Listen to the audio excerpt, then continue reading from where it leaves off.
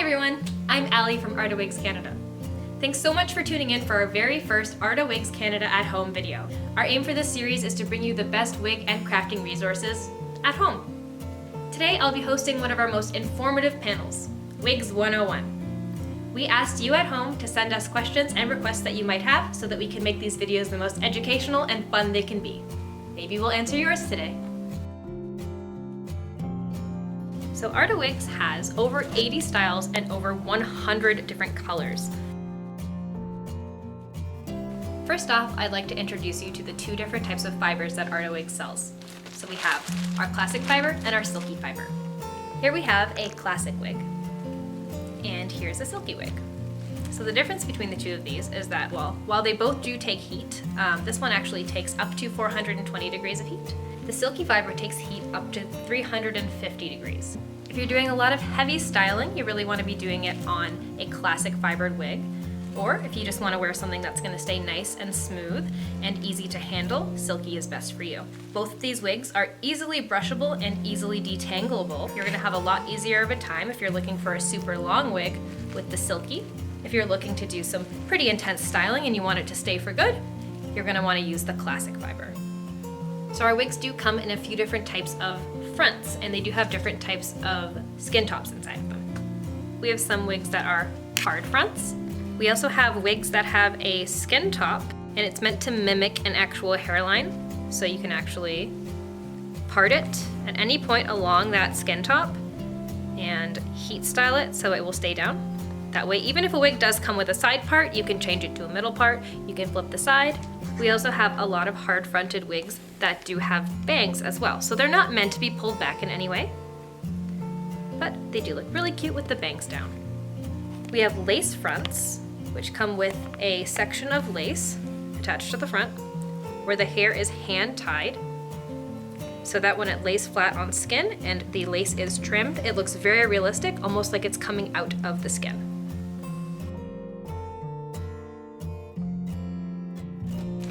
Our wigs come in bags like this.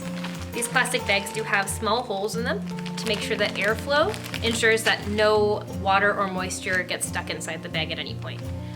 Personally, I like to store my multitudes of wigs in plastic drawers, and I have actually drilled holes into those drawers to ensure that there's a nice airflow. One thing we don't like to recommend is to store them in cardboard or to hang them up in any way that they're not nicely contained. First off, I'm going to show you how to take out your wig and how to put it back in these bags. When you first get one of our wigs, they do come in the plastic bag. Around them is a hairnet. This is not a wig cap, those are two different things, and we'll go over that as well. This is just to keep the wig nice and clean and to ensure that flyaways don't go crazy inside the bag and get all staticky. And there are two pieces of tissue paper inside to make sure that the wig doesn't get flattened, especially if it has some sort of hairline inside or the skin top, so that it doesn't get folded. When you're storing them away again, it's best to put the tissue paper back inside. If you've lost the tissue paper that it came with, you can also use paper towels or another tissue paper that you purchased. You want to put the hairnet back over the wig, ensuring that everything is laying flat and nice. Put the wig back inside the bag.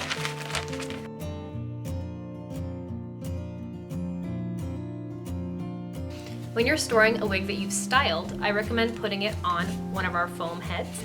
I like to put the wig on the head and ensure that it's pinned down in the right spot so that it doesn't slip off at all.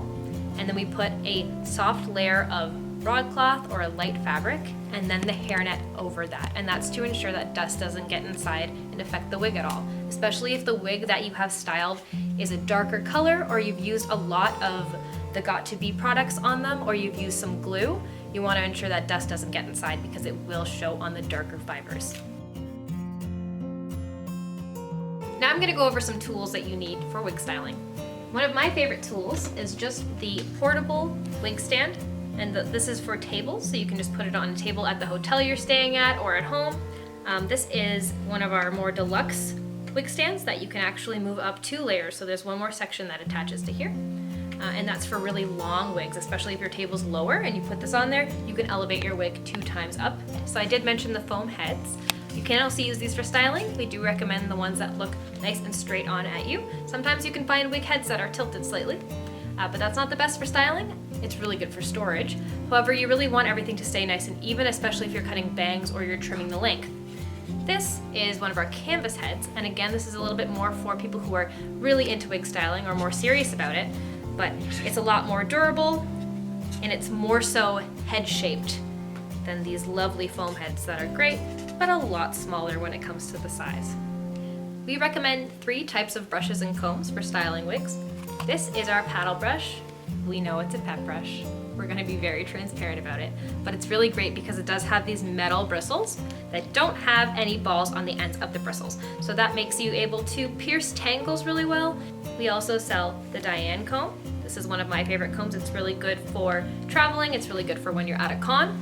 It's nice and small. It fits well into pockets. Usually I have a little brush pocket inside my costumes, and it just keeps you looking nice on the con floor. Again, metal bristles. This is a really good dual purpose comb for styling. It comes with the metal pick bristles here so that you can actually move aside the hair easily and part it. It also comes with the plastic bristles here with a teasing layer inside of here. When you're looking for a really good wig brush, it is important to stay with the ones that are metal bristled when you're working with synthetic fiber. This creates no friction and no tangles, whereas plastic bristles actually create more friction and tangles. So you want to avoid plastic unless you're trying to do something like teasing. The best hairspray and gel to use on synthetic fibers, specifically Arda wigs, are the Got2b products. So this is the Got2b Glued Blasting Free Spray. It is a glue-based hairspray that works really well on synthetic fibers. If you're using regular hairspray that's meant for human hair on synthetic fiber wigs, you're not gonna get the hold you want because they are water-based. That's so that they can react with human hair best, but again, because you're working with plastic, you wanna do something that's glue-based. So the Got2b Glued Spiking Gel is really good for cleaning up the ends of spikes, and we'll demonstrate that in the heat styling panel. Another tool you want to have is some sort of really good clip. So these are alligator clips that we sell. This is one of my favorites to use because it can actually hold just a little bit of hair in it or a lot of hair, and the size adjusts to the bundle that it's holding back. So when you're styling our wigs specifically, you know that you're getting a high quality heat resistant fiber, but sometimes you can buy wigs online and you don't know if they're actually heat stylable. One of the best ways that you can test if a wig is heat stylable or not is just taking a small chunk of hair from the nape of the neck and pressing the flat iron against it. So if it is a heat stylable wig, you won't get any sort of resistance in terms of the heat on the plastic. You're just gonna get a nice, smooth, straightened line. But if you use the flat iron on a lower fibered wig, you're gonna get big sizzling here, and it's gonna be a big warning sign to stop using heat on that wig. So another really important tool you need for wig wearing specifically is the wig cap. So this is one of our netted wig caps, and it does have a hole at the top, which I'll demonstrate why it's there. It fits nicely over people's heads. Most people like to wear these ones because you can still bobby pin your wig through it. We do also sell nylon wig caps. So these ones are a solid fabric. I'm gonna put on a wig today so that I can demonstrate to you how the proper way to do it is. These elastics on the inside here. I have a medium-sized head, so I really do like to put these on the first or the second little loop, and that just keeps the wig nice and snug on my head. If you find that once you've done this, the wig is too tight, you can adjust it, or if you find that wigs are very loose on you, you can move it in further. This is a really helpful tool, and a lot of people don't actually know what this is for. So, there you go. If I were going to wear this normally, I would use a beige wig cap, mostly because that's the color on the inside here. You always want to match with whatever color's on the inside, or with whatever you need to use to mask your actual hair color underneath, especially if the wig is white or silver, one of our two really lighter colors, and some of the really light blondes. If you have darker hair, wearing a beige wig cap underneath, specifically the solid nylon one, can create the image that your hair is actually blonde underneath as well. When I'm putting on my wig caps, I start out with the netted one that has the hole in the top. So I put this over my neck as if I were to put a headband on.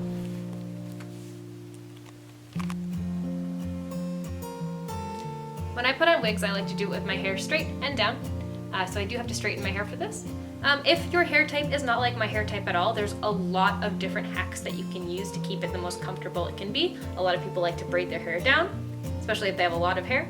Some people create a braid all the way around their head, which is really cool. And others do smaller pin curls around the head. The main goal that you want when you're doing this is to ensure that all of your hair is equally distributed around your head. So when I do it, I'm just gonna smooth it out so it's equally distributed. You don't wanna have a ponytail or a bun somewhere on the head, or a really big braid up here, or anything that's too uneven that'll create a weird bump on your wig. So I'm gonna pull this up, but I'm gonna leave the thicker elastic part downward because that's the part that ends up on my hairline.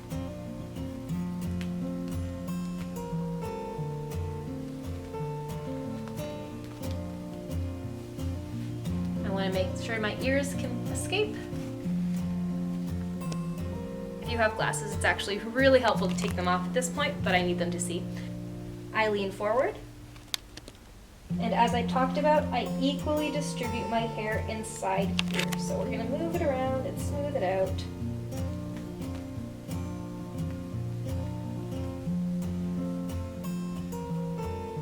As long as I don't have too big of a bump down here, or too big of a bump up here, or on either of my sides, I'm nice and happy.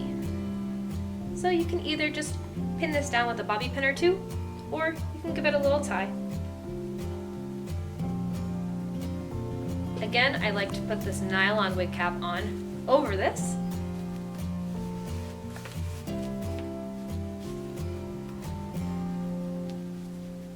So it's nice and smooth.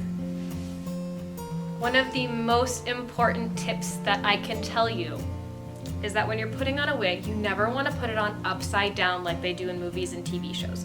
If your wig is really long, this can turn it into a horribly tangly mess, especially if it's big and styled as well. You always want to go around your head and lean back into it. It's actually very easy. I'm going to do it one more time. So I keep the wig facing away from me, then I bring it around, and I lean back into it. And then I can adjust it.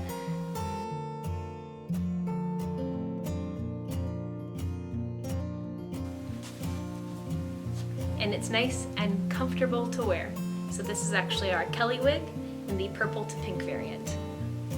So when you're taking off your wig, you want to use the same principle. So you're gonna loosen it at the top. I like to stick my hand in there and slide it off and bring it back in front of me. Again, none of that flipping over. Unless you've had a really long day at the con and you just want to whip that wig off, be ready to take care of it later. One of the questions we received, and we do actually get this question a lot, is how do I keep wig caps from sliding back on my head underneath my wig? My recommendations for that are to just put some bobby pins either in the opposite direction of the way that you're having the issue of it sliding up, or sideways as well, and you can crisscross them. So just putting a few bobby pins right around the crown of your head right here will help it from not sliding back. Also, if you're using the one that does have the hole and you're finding that your head is quite big and that's why it's sliding back, if you don't tie it up or close the hole and you just let it sit nicely on your head, the wig cap will stay equally distributed right around here and you won't experience it being too tight or pulling back at all. Another question we received is how do I keep really heavy wigs or ponytailed wigs on my head? So this is a product we sell called the Wig Grip. It is a velvet fabric. And the way it's worn is right around here so that whatever wig you're wearing actually fights the grain of the fabric and doesn't slide back. When I say grain, I mean that the fabric runs one direction. So it runs this way and not backwards. So we line it up right there. And then whatever wig goes on top of this has to fight that fabric and not slip back. Another technique that keeps heavy wigs on your head really well is that some of our wigs do come with a built-in comb, or you can add in some wig clips that you can purchase just on the sides here. One of our more advanced questions that we got was actually how to cut a lace front wig. So it does come with this chunk of lace in the front, and in order to have it sitting down nicely on your head, you do want to cut it at least 1/2 to 1/4 of an inch close to the hairline. Some people cut off the entire lace. I personally don't recommend that, as I tend to find that you can lose fibers really easily if you cut off too much of the lace. Today I'm going to be cutting the lace off of our Tauriel in silver. So I've pulled back the hair so that we can expose the entirety of the lace, starting right here down where the elastic is. It's quite easy. You just snip slowly and ensure that you're not cutting the hair along the way.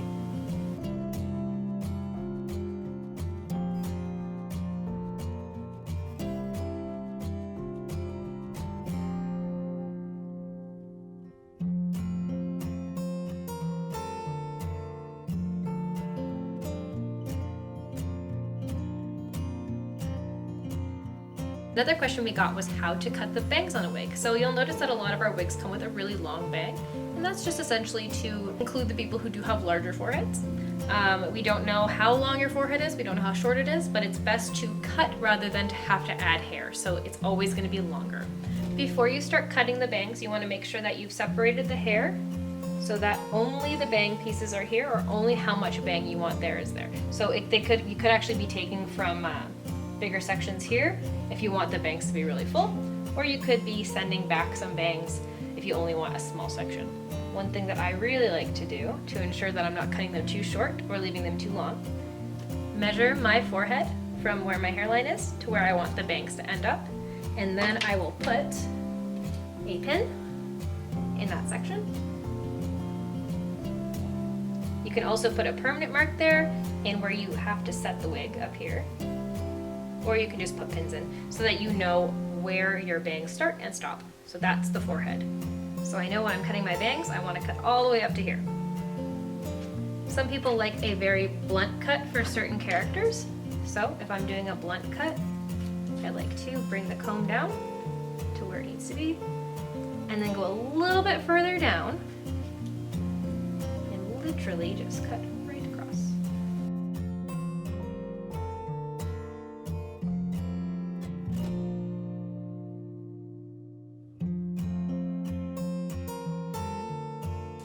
I find if it's too blunt, I like to just pull the comb through and snip up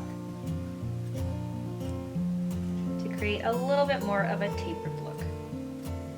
And the reason why I cut a little bit further down from where my marker is because I am going to be tapering it. You can also go from behind, and the more you taper the hair, the more you do actually lose a little bit of it, and a little bit of the length.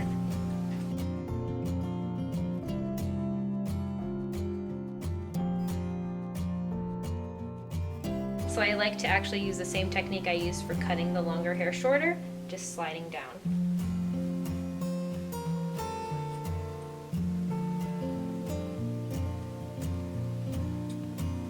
This also creates some nice points if you're doing pointed anime bangs.